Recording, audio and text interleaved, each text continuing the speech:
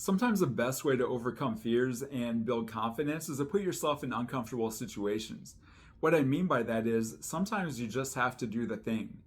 My name is Aaron Patterson, and I am a mental performance coach who helps athletes build confidence, overcome anxiety, and get over mental hurdles to improve their overall sport performance. One reason you might be lacking confidence in something you really want to do is because of anxiety. And that anxiety might come from uncomfortable feelings about the way someone might perceive you if you look silly doing something, or maybe you have anxiety about the possibility of someone reacting negatively to something you are doing. One of my favorite quotes about worry or anxiety is by Winston Churchill. He is quoted as saying, "When I look back on all these worries, I remember the story of the old man who said on his deathbed that he had had a lot of trouble in his life, most of which had never happened."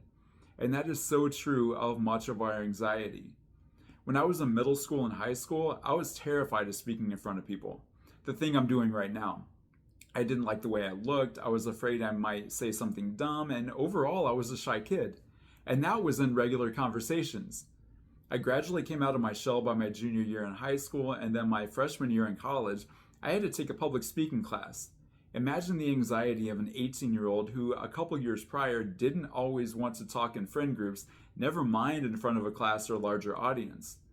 But I had to do it, and by the end of that semester, I was so much more comfortable in public speaking situations and a little more outgoing in social situations. I was the same person. I didn't look different, my voice didn't change, I didn't suddenly have a new, more accepting friend group. What changed my perspective was doing the thing I didn't want to do and realizing that all of that negativity I was concerned about probably wasn't going to happen. Years later, I found the Winston Churchill quote, and it all made sense. I had spent years not doing things I wanted to do because of lack of confidence and maybe a little bit of anxiety.